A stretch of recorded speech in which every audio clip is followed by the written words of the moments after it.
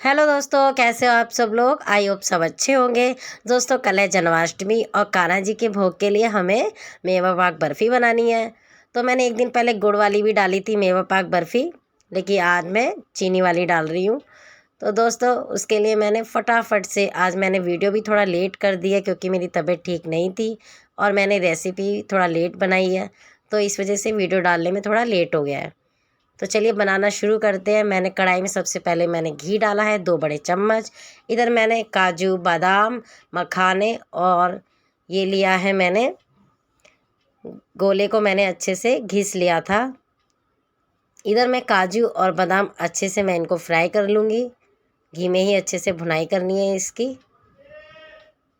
तो देखिए, और ये बादाम को ना मैंने 2 पीस में काट लिया था क्योंकि साबुत थे, तो मैंने उसे बाद में काट लिया। बाद में हमें तोड़ना ही है, तो इससे अच्छा पहले ही मैंने तोड़ के इन्हें फ्राई कर लिया।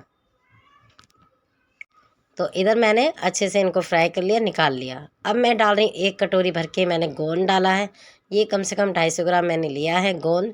मैंने गुड़ वाली में नहीं डाला था, ये मैं जो ये चीनी वाली डाल रही हूँ, चाशनी वाली बना रही हूँ ना मैं, इसमें मैंने गोंद डाला है।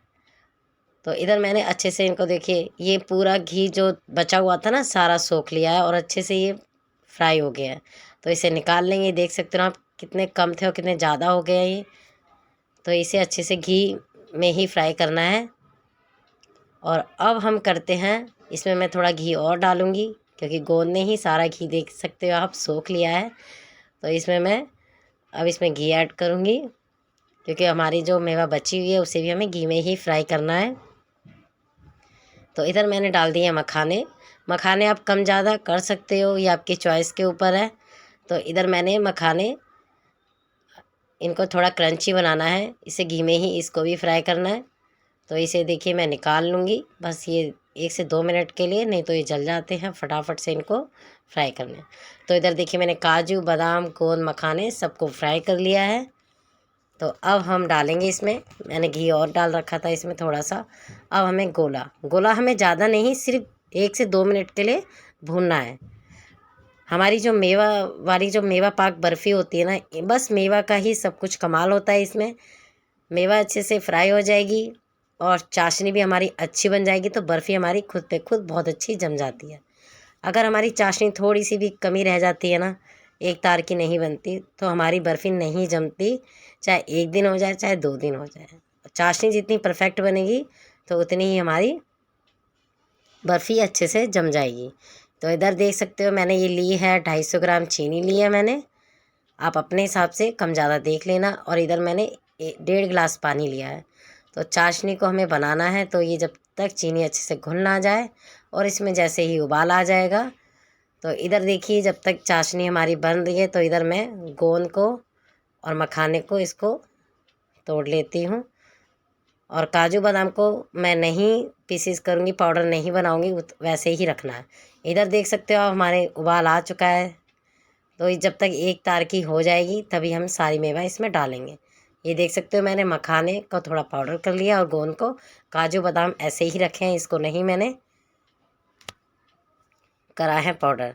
तो इधर चाशनी हमारी रेडी है 1 तार की। तो इधर हम फटाफट से डाल देते हैं नारियल का बुरादा जो हमने घिसा था।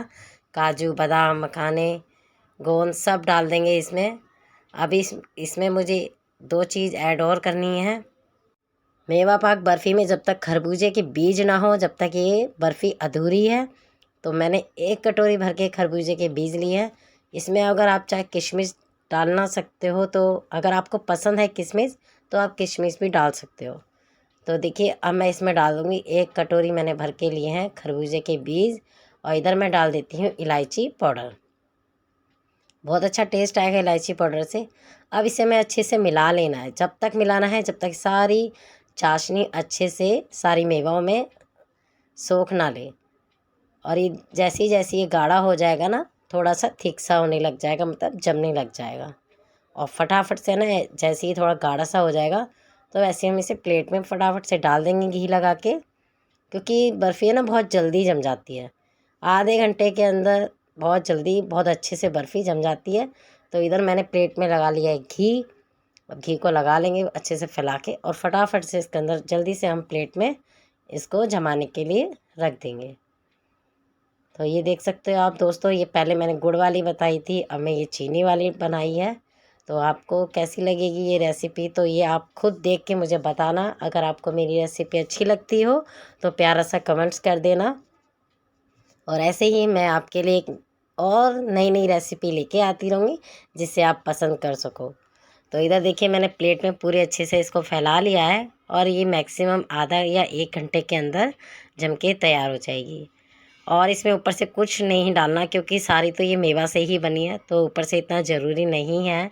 और ये देखिए मेरी तो अभी इसमें और कढ़ाई में ये बचा हुआ है, तो मैं इसमें और फैला देती हूँ। तो इधर देखिए ये हमारी कल की तैयारी हो चुकी है। और इधर देखिए मैं आपको 1 घंटे बाद दिखा रही हूँ, तो बर्फ़ी हमारी बहुत अच्छे से जम चुकी है। देख सकते हो कि इसके पीसेस आराम से आसानी से कट रहे हैं। तो ये दोस्तों आपको ये रेसिपी कैसी लगी आपको ज़रूर बताना। और मेरी बर्फ़ी की रेसिपी आपको पसंद आई या नहीं, प्यारा सा कमेंट्स बॉक्स में ज़रूर देना। और इस बार इस जन्माष्टमी कान्हा जी को भोग लगाना। तो ये देखिए बनके हमारी तैयार हो चुकी है मेवा पाक बर्फ़ी। तो कैसी लगी दोस्तों, ज़्यादा से ज़्यादा शेयर करना अगर ये पसंद आई हो तो। और अगर आप मेरे चैनल पे नए आए हो तो प्लीज़ सब्सक्राइब करना ना भूलें। बेल आइकन को भी ज़रूर दबाना क्योंकि आने वाली वीडियो का नोटिफिकेशन आपको मिल सके। और मेरी प्लीज़ पूरी वीडियो को वॉच करना। थैंक यू सो मच अगर आप पूरा देखोगे तो। और जन्माष्टमी के लिए मेवा पाक बर्फ़ी हमारी तैयारी हो गई है, तो आप भी फटाफट से बनाइए, देर किस बात की। और ऐसे ही मिलते रहेंगे एक नई रेसिपी के साथ। तो bye bye, take care, Radhe Radhe.